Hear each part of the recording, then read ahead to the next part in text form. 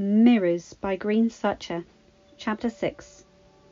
The complete lineage of French royalty? The bookseller asked in bewilderment. You're sure you want to borrow this one, Belle? Yes, yes, she said eagerly, bouncing impatiently on her heel as the man moved slowly down the ladder with a large volume in tow. As soon as he handed it over, she hoisted it onto the shop's corner table, blowing a thick layer of dust off of it before heaving it open. When did you say this one was published, monsieur? Oh, it can't be more than 10-15 years ago, he replied, moving across the small room to sort through some more of the popular novels. I'm afraid it's the most recent I have. There's not much demand for such text around here, he chuckled. It's all right, it's recent enough, Belle replied, before sweeping through the pages in silence for several long minutes. He's got to be in here somewhere, she thought determinedly, huffing a bit of hair from her eyes as she continued to read. She still had no idea what the master had been trying to tell her the other day, but she figured that his identity might be a good place to start. Aha! She cried in sudden triumph, finally locating their northern province in one of the later chapters.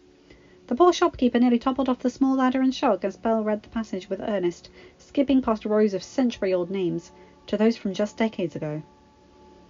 Her finger ran down the page quickly, finally nearing the year of interest when... Where's the rest of it? She asked aloud. The list stopped well before the publish date, skipping straight to the next region on the list, leaving theirs utterly, irritatingly incomplete. The man asked absently. Belle only frowned, staring at the two disjointed pages in confusion. It was there that she noticed a small but clearly jagged edge along the centre fold of the open book. Running a finger down the seam, her heart fell into her stomach. Someone had torn the page from its binding. Oh, of all the pages! She cried in frustration, plopping down into a chair in defeat. Dear girl, whatever's the matter? Belle bit her lip. I was hoping to learn more about King Victor's relatives, she admitted. Whatever for? Oh, I was just curious, she fibbed. The man didn't seem to be the least perturbed by that answer. It was in her character, after all. However, he did look oddly nervous, all of a sudden, glancing out of the window and frowning deeply. Monsieur? Belle asked in concern, sitting up in her seat and watching in bewilderment as the old man moved to shut the curtains, then the door, which he abruptly bolted. You didn't hear this from me, Belle, he said seriously, settling his tired body in the chair across from her, before adjusting the spectacles on the tip of his nose. Belle's eyes grew wide, but she quickly nodded. The truth is, our king had a brother, he whispered. A younger brother? Belle asked, wondering if she was finally getting close to discovering the master's identity. No, older. Oh, Belle said in disappointment before realizing another possibility. Did he have any children? His brother, I mean. Not sure. From what I've read, it seems those royal folks often like to keep their children a secret for as long as possible. You know, to protect their heirs from any who would wish their family's power in the hands of another. Belle's shoulders sagged a bit. I suppose that does make sense. But, Belle, that page, he said, motioning to the book beside her. It wasn't taken by a careless customer. It was removed by a royal decree. What? She asked in confusion. You were too young to have been paying attention to such matters. But King Alexandre, the rightful ruler of this kingdom, he disappeared mysteriously a decade ago. Victor initially declared his brother's death to be the act of a demon, he explained, but not a year passed, and any who even made mention of the late king was cut down, he said darkly. A royal guard even showed up to my tiny bookshop, demanding I show him any book with mention of King Alexander, and removing each reference from its binding. Sacre bleu! Belle breathed in shock. King Victor! He was trying to erase history. And his own crimes, I believe, the man added. A brother murdering a brother for power. It's certainly not unheard of. Belle frowned.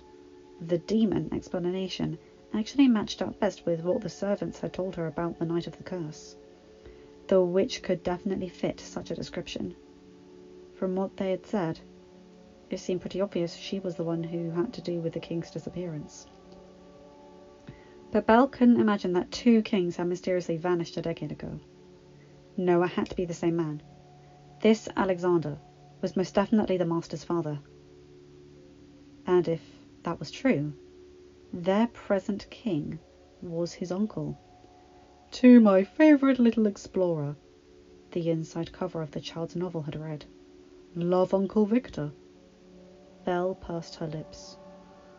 It seemed with one answer came a dozen others, and she doubted she'd get many of them answered with every book in the county censored and its residents' lips sealed on the matter. It seemed she was going to have to trust that the master would tell her himself when he was ready. That is, if he could tell her. "So it appears we can only discuss how to break the curse among ourselves," Lumiere concluded. He, Cogsworth, and Mrs. Potts, the highest-ranking staff members and the master's informal council, were gathered in a quiet hall early in the morning, discussing the latest discovery. "And I can't explain it in writing either," the beast added. He thought, in some chagrin, that if he had actually made any attempt at journaling over the years, he might have realised this sooner. Since his attempt to tell Belle how to break the curse, he had asked several of the servants to try and explain in his place. Yet anyone who tried to explain experienced the same inability to speak as he had. It was strange. For weeks he had been so conflicted on whether or not to reveal the truth. At the moment he realised the witch didn't want him to tell Belle about it, he was determined to do just that. "Well, I say it's for the best," Cogsworth huffed, forever the pragmatist of the group. "Who knows how she would react to such a knowledge? We shouldn't have risked it in the first place." "But, Cogsworth, think of the leverage the master would have if he could explain," Lumiere said earnestly. "Surely if she knew her love would transform him into a handsome prince with the right to a crown, she would jump at the opportunity." I don't know about handsome," the beast said in embarrassment. Mrs. Potts chuckled. "Don't sell yourself short, love." The master cleared his throat in discomfort before going on. "Well, even if I could tell her, I don't believe Belle would fall in love with someone just because they're rich and, attractive." By Belle's description, Gaston was both of those things, and she wanted nothing to do with him. "If that's true, she's better than most of us," a rich voice observed. They looked up, watching as Madame de la Grande-Bouche lumbered down the hall. The wardrobe fell heavily onto a small sofa along the wall beside them. "Though if I could just find myself a nice bureau to settle down with, I'd be happy," she sighed in jest. Lumiere and Mrs. Potts all laughed at that, and even Cogsworth cracked a grin. The master, however, stood still, unsatisfied with the present outcome, as they began to depart for their daily tasks. A moment later, he felt a small nudge against his foot. "No use in feeling bad about something you can't control," Mrs. Potts offered from below, as though reading his mind. "I dare say you've been as honest as you could be with her." The beast nodded slowly, smiling a bit. "I suppose you're right." As the first true frost settled over the valley, Belle again spent her mornings with the horses. If he wasn't needed in the castle, the beast would join her in the stables before their afternoons in the library. With Belle's help, he'd found the work on his parents' index 10 times more enjoyable than ever before. However, they didn't make much more progress than when he had worked alone, since every dozen books or so would find themselves in browsing through one with interest. He didn't mind either. "Master!" The beast looked up, having been immersed in a tome on 16th century politics, as the door to the library cracked open one afternoon. Cogsworth waddled in, huffing a bit as he caught his breath. I'm sorry to disturb you, my lord." "It's fine. What's wrong?" the master asked, noticing the clock seemed even more nervous than normal. Behind him, Belle slid down one of the tall shelf ladders, setting a stack of books on the floor before moving towards them. "It's Chip. Again," Cogsworth explained, wringing his small metal hands together. The beast cursed under his breath. "Where is he this time?" he asked, now nervous as he dropped the book on the closest shelf and moved towards the door. Atop the dining cabinet, master, Cogsworth explained, following each of the beast's large footsteps with a dozen of his own. My apologies, my lord, but none of us could reach him. It's fine, the master repeated, breathing a little easier. The dining cabinet should prove easier than the organ, at least. As they entered the hall, Belle stood in place behind them, feeling anxious but not wanting to get in anyone's way. She sighed, picking up the books that she was sorting through and trying to focus on the task at hand. Several minutes passed, and she just started penning in a few book titles into one of the indices when she was startled by a horrible crashing sound coming from deep in the castle. Her heart seemed to stop as the terrible sound echoed off of the walls, followed by a terrible howl.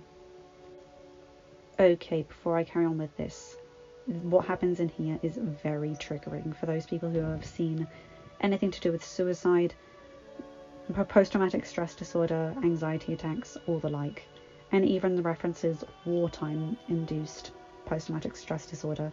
So please, if any of you suffer from that, please zoom ahead a bit. Hopefully you'll be able to avoid this bit. I might add a timestamp if I'm lucky enough to know where to put it. Okay, here we go. Oh no, she breathed, imagining the worst as she ran into the hall. She followed the sound of the deep cries, dashing down the stairs towards the kitchens. Rounding a corner, she stared in horror at the enormous dining cabinet, now face down on the floor, dozens of dishes scattered across the hard floors. By now all the howls had vanished as the beast knelt on the floor, chest heaving as his whole body seemed to shake. Master! Master, it is all right, Lumiere was saying, resting a golden hand against his arm. The candelabra seemed a bit shaken, but not upset. They were all inanimates, my lord. The beast didn't seem to hear him as he cradled several pieces of broken porcelain in his hands.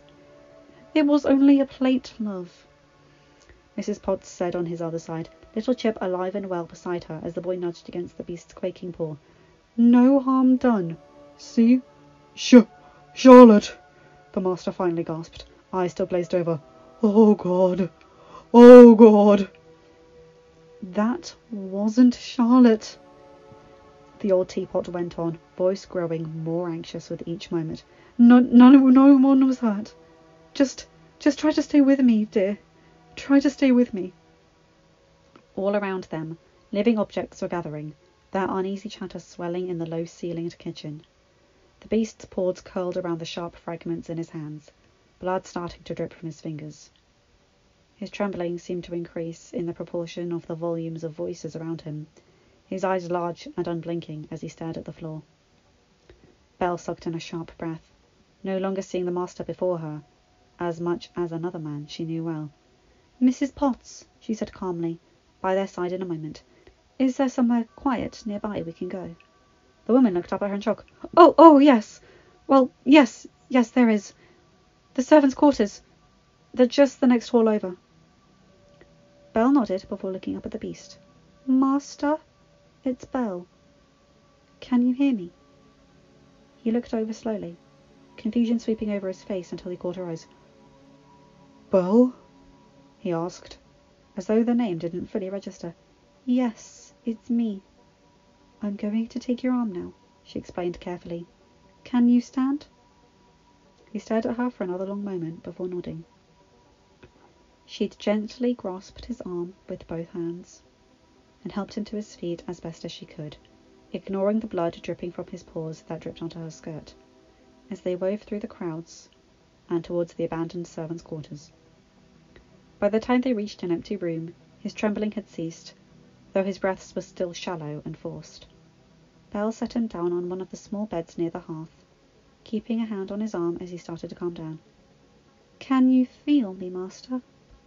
I'm right here, she said quietly. He nodded. We're just in one of the servants' rooms. Everyone is safe. You're safe, okay? He nodded again, finally breathing easier, though still not quite in the present, as he stared absently across the room. A few minutes later, Mrs. Potts came in, filled with steaming water and riding a serving tray piled with rags and bandages. Belle sighed in gratitude for the woman's foresight. The master eventually let her take the fragments of chipped porcelain from his grasp, before setting about cleaning the cuts in his palms. It took care to remove the blood from his matted fur, but she was in no rush. Soon a crackling came from the hearth as a couple more servants quickly started a fire. The beast stared at Belle as she worked to wrap the clean bandages across his giant palms. I'm sorry, he finally managed, squeezing his eyes shut as he turned away. Don't be, Belle said straightly, tucking the final wrappings and pulling away. I'm here to help, remember? His eyes opened again, and he looked back slowly. He didn't quite smile, but looked grateful nonetheless. As he stared it back down at his bandaged paws, Belle stood and followed Mrs. Potts into the hall to help clean up the mess back in the kitchen. My dear, how did you know what to do? The woman asked, as soon as she shut the door behind them. Papa glanced back at the room, frowning sadly. My papa gets like that sometimes, but much worse. He fought in the war before I was born, and Mama told me he's never quite been the same. I've seen her help him through his fits many times, and then I have myself since she grew ill. What a blessing we had you here. The old Port sighed in gratitude, but I am sorry for your dear father. Soldiers sacrifice more than lives and limbs, I believe. Belle nodded, biting her lip before going on. No one knew until a few years back, she continued, staring absently at the small hall. He went on a hunting trip with some of the men. We thought he'd be fine, hadn't had a fit in years by then. But I guess the sound of so many guns at once set him off. Our neighbours, they had to carry him home, she whispered, swallowing roughly. Now people in town call him weak. Some even call him mad. Say no man in his right mind would behave like that. Belle stopped, curling her fists against her eyes as they began to sting. But it isn't his fault. Something just happened to him. That's all. Of course, dear. Of course, Mrs. Potts said gently. He fought for them, and they treat him like that, just for feeling frightened, she said, now struggling to hold back tears as the stress of the day caught up to her. Just for feeling something. Oh, love, Mrs. Potts went on softly. I'm afraid people can be cruel towards things they don't understand. Belle nodded again. Yes, they can. She was quiet for a long moment, and the woman waited patiently until she spoke again. Mrs. Potts, she finally asked. Yes, dear? Belle looked back at the closed door before turning back to the teapot. Who was Charlotte? Okay, we're going into a flashback here, and this is where it gets really intense. This is when the suicide bit happens, so please, I'm not looking forward to reading this, so if any of you are ever triggered by this kind of thing, please skip to whenever you can in this video. At least another 5-10 minutes. I'll see if I can put a timestamp again, but oh my god, this is not going to be fun. Brace yourselves. My lord, please come quickly. The young master looked up from his texts, watching as a small salad bowl quickly rolled over the carpet and to his feet. Do you mind? A gruff voice spoke. A large feathery quill dragged itself to the edge of the desk and seeming to stare down at the intruder. I will not tolerate interruptions to my lessons. The master has been dutifully focused on his arithmetic, and I will not have you. But Charlotte's on the roof! The bowl cried desperately. She's going to jump, my lord! Heart catching in his throat, the teenager knocked a dozen papers to the ground as he sprinted out of the door and towards the tower. Still not used to the strange way his new legs moved, he fell into a more natural gallop on all fours as he climbed up the long stairwell. The windows of the empty dungeons were surrounded by other servants, various household objects peering out into the midday sun. He's here! Young lord! Master! He ignored their cries of alarm, pushing his way through the crowds of objects and sticking his narrow head through one of the narrow windows. Charlotte! He shouted, a lingering crack in his voice as he squinted against the sun. On the rooftops reflected back at him brightly, covered with moss and debris. Throat growing dry, he finally spotted her above him. the little plate skirting anxiously along the storm drain. "Charlotte, don't move! I'm coming to get you," he said slowly, squeezing out of the window and trying in vain to reach her with still growing arms, wondering how in the world she'd managed to get into such a position. "Don't," she whispered, skirting further away. "Please, just let me." "I won't let you die," he cried, reaching more desperately, clawed paws propping him against the cooler outer stone as he tried to not fall himself. "Why?" she asked quietly, suddenly still against the rooftop. "I don't matter. I'm a salad plate, my lord." She stopped, leaning precariously close to the edge. "A salad plate." Inside the tower, the servants heard the boy's sudden, roar-like scream, followed by a small crack against the rooftops. Pushing the others aside, Lumiere hopped up onto the window's ledge, looking out for a moment. His metal shoulders sagged immediately, turning around slowly and motioning a couple of the footmen to his side. The coat racks obeyed, helping him pull the master back inside before he could fall himself. "No! Wait! I have to!" the beast child gasped, fighting against them as he dragged him away from the window. I can fix her. I just need to gather the pieces. Please, Lumiere, please let me go." "Master, she's gone," Lumiere said quietly, resting a waxy hand on his shoulder. "She's gone." A terrible silence fell over the crowd of servants, pierced by the quiet sobs of a little salad bowl. "No, no," Master choked out. "I couldn't. Oh, God. Oh, God." "Oh, Mrs. Potts," Belle said sadly, heart breaking. They now sat beside the hearth in the kitchen, where Mrs. Potts had quietly related the event. "The master blamed himself," the woman went on. "Perhaps still does. From a young age, he felt responsible for the castle and its occupants. More than he needed to. But it gave him purpose. It was after her passing that I believe he realized we all needed to have a purpose too. For some of us, it came naturally. I had a child to care for, and could still brew the master a cup of tea should he need it. The stable boys still had the animals to tend to. The cardinal and organist gave us peace on the Sabbath, and the master's tutor continued his lessons almost as if nothing had happened. And Cogsworth, as usual, could always find something to fuss about. She smiled before sobering. But my poor kitchen girls, all turned into dishes and utensils they had been washing at that moment of the curse. And they, and so many others, found themselves suddenly useless. "So what changed?" asked Belle curiously. "Well, the master didn't know what to do. He was 14, I believe, so he counselled with us, as he still does with such things. It was actually Lumiere who came up with the idea to open the library to everyone. In fact, the master hadn't even realised that the staff didn't have access to it before the curse. He just assumed no one shared his interest in reading," she said with a fond smile. "However, we quickly realised that many of the household were illiterate, and before you know it, those who could read were teaching those who couldn't.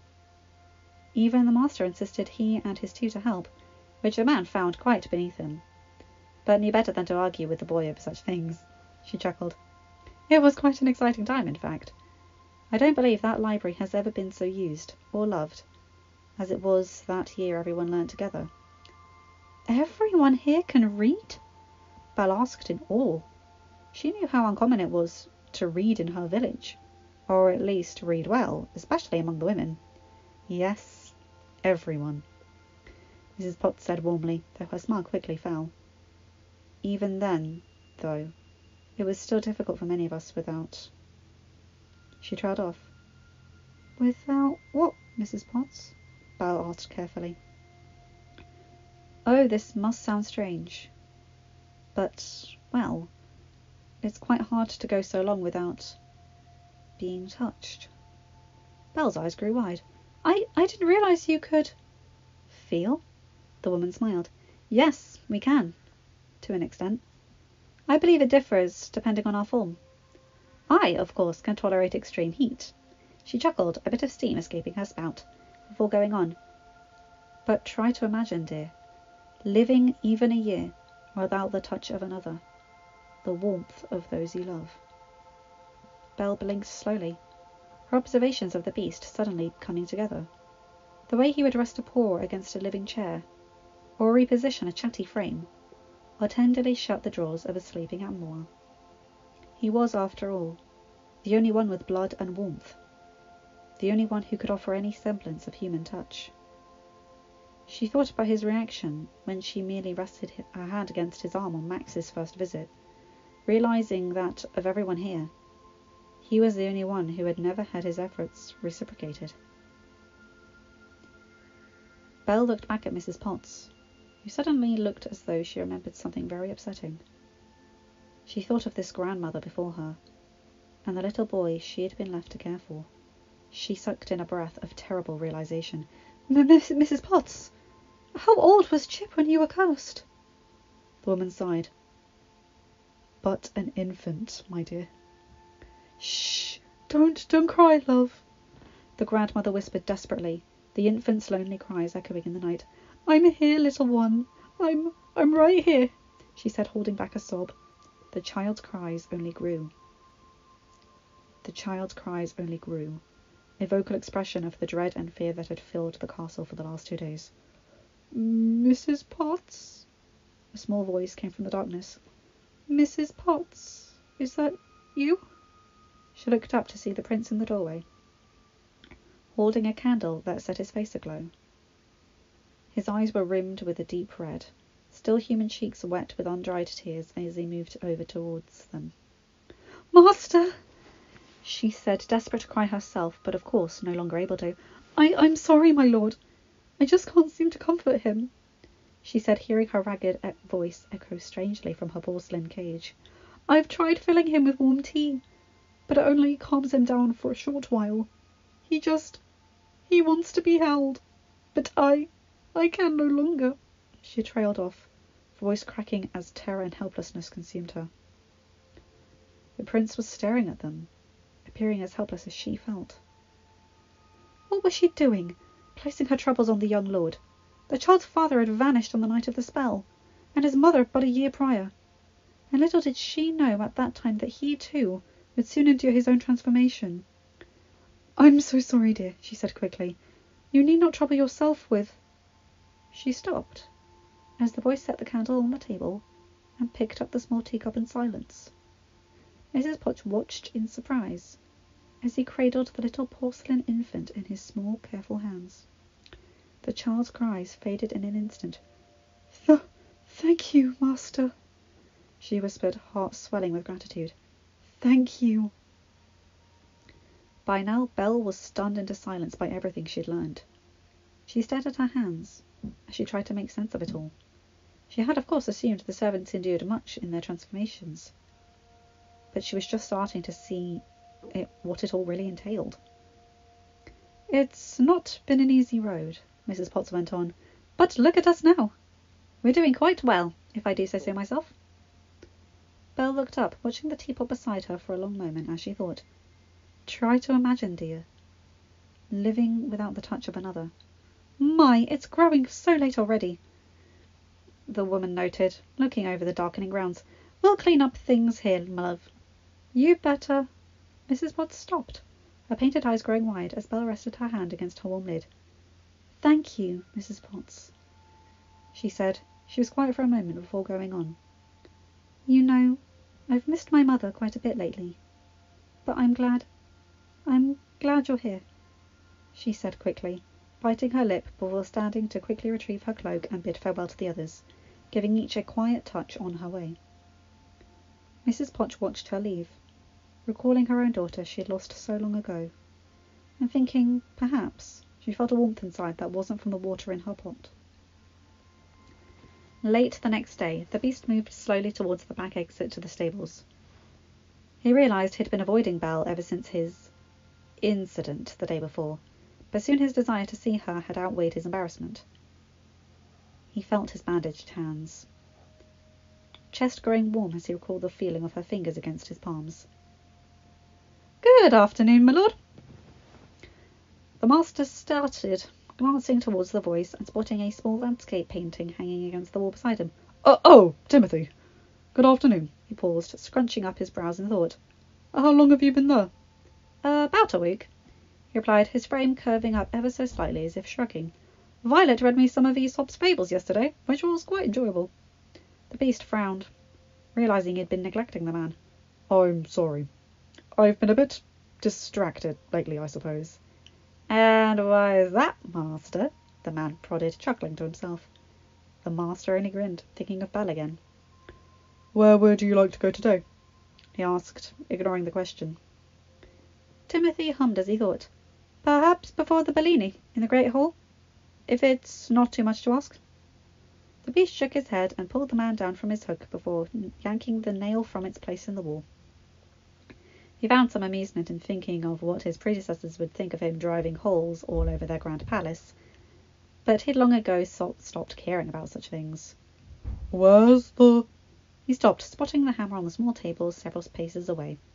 Grabbing it, he moved towards his destination and drove the nail into an old hole that faced a beautiful painting of the Madonna and the Child on the opposite wall. "Thank you, master," the man said, once settled into place. The beast nodded, heading towards his original destination. At the top of the stairwell leading to the kitchens, however, he froze as a dozen giggles echoed through the air. A now familiar voice emerged as the crowds calmed down. "There we were, me on Philippe, and Gaston on his young prize-winning thoroughbred, so convinced he'd leave me in the dust," Belle said to the quieting voices, as one of the other boys raised the gun high above his head. I took a deep breath, ignoring their jeers as I stared at the wooden path before us. Belle paused for just a moment. Then I smiled, knowing I was going to win this race. "But Philippe is a farm horse," one of the women cried. "How did you ever expect to win?" Another chimed in. "She can't have. The girl's pulling our leg." "I'm not," Belle said earnestly, and the beast could almost hear the smirk in her voice. The hushed quiet of the women as they waited for an explanation. Even he found himself leaning over the railing for a better listen. "The fire was shot, and Gaston took off like a bolt," she went on. "Felipe ached to follow, but I held him back, giving my rival a nice, long head start." "What? No! Why?" The beast took a few quiet steps further down the stairs, the sight of Belle's face coming into view as he ducked to look between the banisters. He was right. She was grinning ear to ear when she spoke again. "Because I knew a shortcut." The room filled with a chorus of high-pitched cheers and laughter. "A good storyteller," the master thought absently. "By the time he made it to the lake, I'd been there for a solid 10 minutes, Belle went on in victory. "And I didn't cheat, mind you. We only agreed whoever made it there first would win." The master found himself grinning now, imagining a smaller Belle racing through the woods towards her victory, and the blow it must have dealt to this kid Gaston, the one who had clearly grown into a scoundrel. "What did you win?" someone asked in earnest. "Pride," Belle laughed. "It was quite a feat, considering he was already of age, and I was just a scrawny preteen," she said before pouting. "To be honest, I was kind of hoping to injure his pride enough that he would leave me alone." She sighed. "I think I made it worse, though." The beast scowled. He hadn't realized Gaston was that much older than her. Not that such an age gap was odd into adulthood, but for a grown man, even barely, to be eyeing a 12-year-old was more than enough to make the master's stomach turn. It seemed he wasn't the only one with such a thought. "He tried courting you that young?" one of the middle-aged women asked in shock. "Well, not exactly. He just told me not to worry about courting later since he had already decided to marry me," Belle explained, wrinkling her nose, the irritation practically dripping from her tone. "And despite everything I said to the contrary, he seemed to take the fact I never did as my acceptance." "You've never had a beau?" asked another woman. "But you are so lovely." Belle flushed brightly, looking into her lap. The master couldn't tell if she appreciated the compliment or not. but something about her reaction made him guess that it was the latter. He tucked this piece of information away for later. I guess no one was ever interested, Belle shrugged quietly, and I doubt Gaston would have let them court me even if they had been. Several servants offered sounds of exasperation and sympathy, making Belle smile again. Meanwhile, the beast had to bite back a growl, realizing how far back Gaston's attempt to control her really had gone. While he wasn't necessarily upset Belle hadn't courted all the men in town, it certainly wasn't fair that one man had prevented her from forming acquaintances with others her age. That must have been terribly isolating. The beast's nostrils flared as he glanced down at his claws. He didn't often desire to use them for harm, but one possibility was starting to sound very tempting. Men can be such fools, one of the old women chided, stirring him from his thoughts. The room filled with more giggles, and the master had a sudden, intense desire to be far away. Slipping silently back up the stairs, he pulled open the door to see a little teacup sitting in the threshold. "Hello, master," Chip said happily, and loudly. "What you doing down here?" The beast grimaced, feeling his fur stand on end as the giggles grew in volume below him. "Chip," he thought irritably, though he couldn't reasonably blame the kid. He had been the one eavesdropping after all. Instead, the master sighed deeply, picking up the cup and taking a slow walk of shame down into the stairs. "Master, you didn't have to hide, you know," one of the plates teased him. "We would have let you join in the fun." His cheeks burned in embarrassment, but the beast was once again grateful no one could see them. "I don't know," he muttered, letting Chip down onto the tabletop. "I didn't want to interrupt the man-bashing party after all," he said, raising a thick brow. "Oh, we didn't mean you, my lord," a little feather duster said earnestly. "Now, Lumiere, on the other hand." The resulting laughter soon melted away into idle chit-chat, and the beast finally looked back towards Belle. She was distracted, however, holding one of the plates carefully in one hand, while the other held a small purple-tipped paintbrush. "What are you doing?" he asked curiously. "Oh, master, Belle's the most wonderful artist." The plate in her hand responded eagerly before Belle could even reply. "Haven't you seen her sketchbook?" I'm not that good," Belle said, her cheeks flushing again. The beast looked around more carefully. A half-dozen plates had already appeared to be decorated. Flowers, leaves, and detailed patterns of all kinds gracing their porcelain surfaces. The plate in Belle's hand had several pretty violet tulips dotting her surface. A couple of others were just coming from the warm oven, the prints now permanently etched onto their surfaces. "Someone said I could borrow some of the paints from the workshop," Belle explained quickly as he sat down beside her, the plate rolling out of her hands and towards the table. I hope that's all right." "Oh, it's fine, of course," he said quietly. "I'm surprised they weren't dried out by now." Belle nodded, looking at the plates lining up for their turn. I thought it might help," she whispered, shrugging a bit. "It must be hard, being one of several dozen matching plates." "I don't matter. I'm a salad plate, my lord."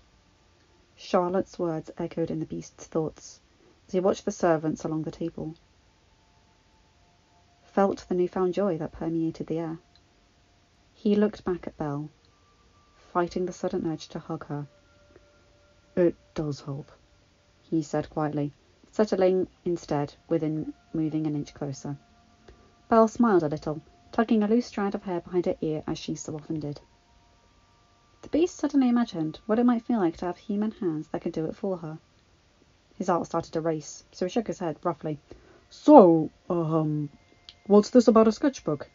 "It's nothing," she replied quickly, though he noticed her hand move from her lap to the opposite side of the bench, hearing something shift against the wooden surface. He leaned back, spying the book on her other side. "Can I see it?" he asked with interest. Belle grimaced a bit. I suppose. But don't expect much," she said nervously, picking up the sketchbook with careful hands and pursing her lips for a moment before handing it over. It was fairly small, about the size of the beast's paw, the cover a dirty brick red and peeling along the edges. He opened it carefully, surprised to see every square inch of the parchment covered with drawings.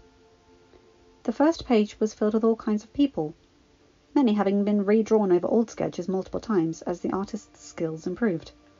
"These are incredible," he said quietly, soaking in the human expression staring it back at him from the page. They were all so different, but so real. So unlike the ancient, unfeeling castle portraits that had been staring at him from the West Wing's walls for a decade. Thank you, my lord, Belle said shyly, though she sounded pleased.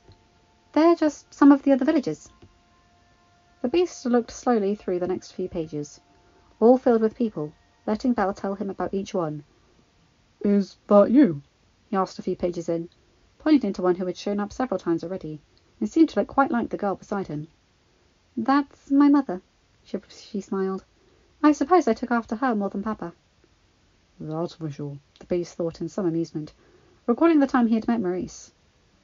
Not that he was one to judge for looks, but he had been pretty certain after meeting Belle that she hadn't inherited his features.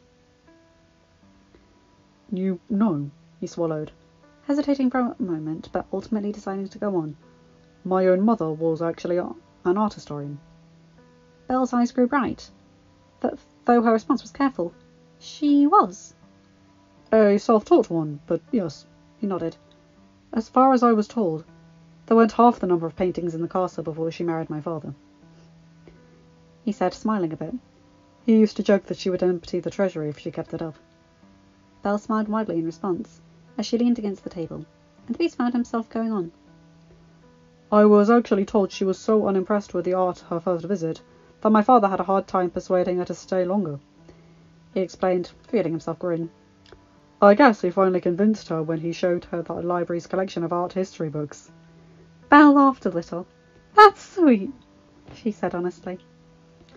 The master found himself strange but pleasant lightness in his chest. He hadn't talked about his parents so openly since they had been alive, in fact.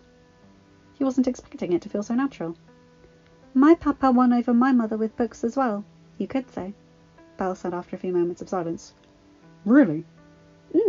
She smiled, tucking that same lock of hair behind her ear as she sat back up. They grew up in a town further south, but like here, she wasn't allowed to go to school, Belle explained quietly before brightening. But her and Papa would meet under a great oak near the woods, and he would share all his lessons with her every day after his classes. He's convinced he would have dropped out of school much sooner to work on his inventions, had he not been trying to win her over, Belle chuckled. His inventions? The beast asked curiously. Oh, well, it's an old hobby of his. He hasn't had much time for them in years, and wound up selling most of them for parts when Mama grew sick, she explained, looking a little sad. She recovered quickly, though. We still have one left, though. It lets you see who's on the other side of a door without opening it. The master raised his brows in interest. That could actually be very useful, he remarked. Oh, it is, she said earnestly. I can't tell you how many times it saved me from having to talk to Gaston. She paused. Or from hearing him talk, to be more accurate.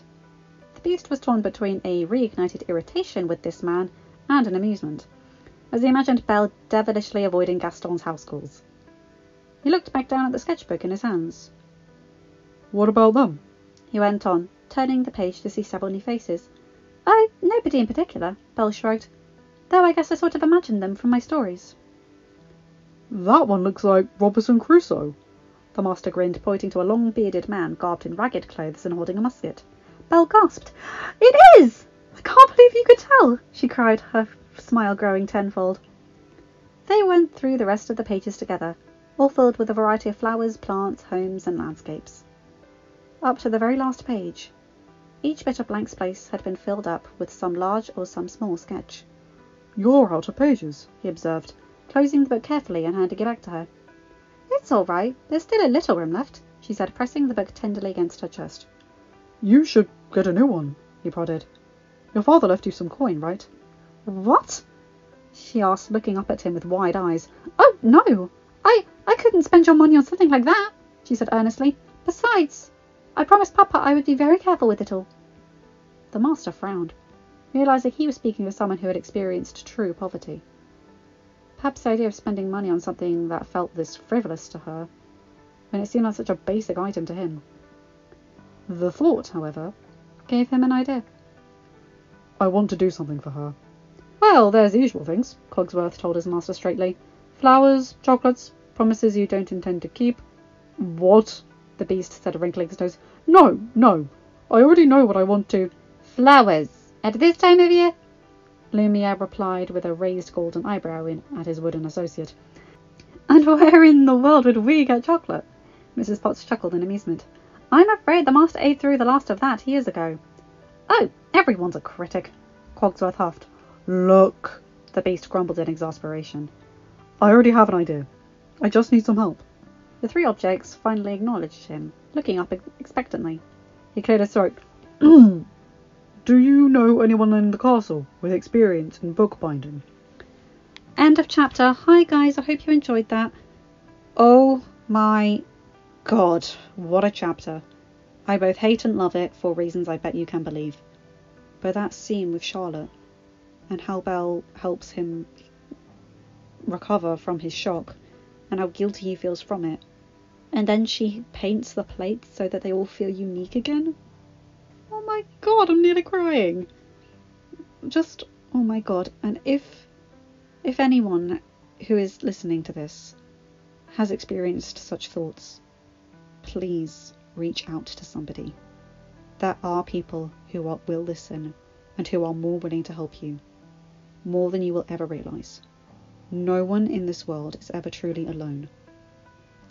We are a flock species and we work best when we are together. So when we feel alone, it's devastating. Just know that wherever you are in the world, I'm cheering you on. Okay? I might not know your names, or your faces, or even your personalities. But if you're hearing this, know that I'm there. Okay? Anyway, for the rest of the chapter, I love that last bit with Belle's sketchbook. And the way that she's so curious and a storyteller. It plays into her intelligence and creativity. And it shows why she's such a good match for him. And them talking about their parents and showing common interest in the same things.